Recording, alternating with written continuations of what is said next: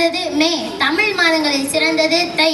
இம்மூன்றையும் சேர்த்து மாமேதையாக அமர்ந்திருக்கும் தலைவர் அவர்களுக்கும் உயிர் தந்த அன்னை தந்தையை வணங்கி, அவ்வுயிர் சிறக்க கல்வியை தந்த ஆசிரியர் பெருமக்களை வணங்கி, சுற்றுச்சூழல் பேணுவதில் அனைவரின் பொறுப்பு என்ற தலைப்பில் உரையாற்ற உங்கள் முன் நான்.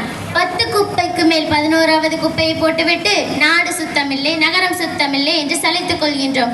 பேருந்து பயணத்தில் குளிர்பானத்தை கடக் முடக்கென கொடுத்துவிட்டு பாட்டிலை ஜன்னல் வெளியே வீசி எறியும் அறிவாளிகள் அல்லவா?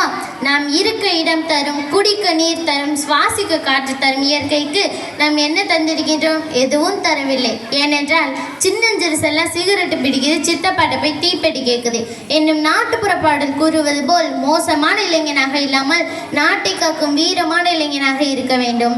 சுத்தம் சுகம் தரும், சத்தம் சுமை தரும் என்பதை உணர்ந்தும் வாகனங்களிலும் விழாக்களிலும் அதிக ஒலிபெருக்கிகளை பயன்படுத்துவதை நிறுத்த வேண்டும். பூமிக்கு மேலே தண்ணீரை தேங்க விட்டு நோய்களை பரப்பாமல் பூமிக்கு அடியில் தண்ணீரை சேமிக்க முயற்சி செய்ய வேண்டும். ஆனால் இன்று பாரதி இருந்திருந்தால் பாப்பா பாடலை எப்படி எழுதியிருப்பார் தெரியுமா?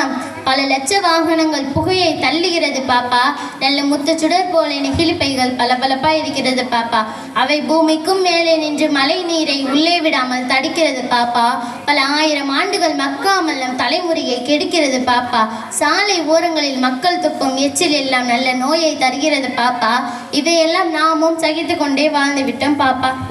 அதற்கேற்றபடி சுற்றுச்சூழலை பாதுகாக்க வேண்டும், சுய ஒழுக்கமாய் நடந்து கொள்ள வேண்டும். நெகிழிகளை நாம் அழிக்கவில்லை என்றால் அது நம் தலைமுறையை அழிக்கும் என்பதில் கவனம் செலுத்த வேண்டும்.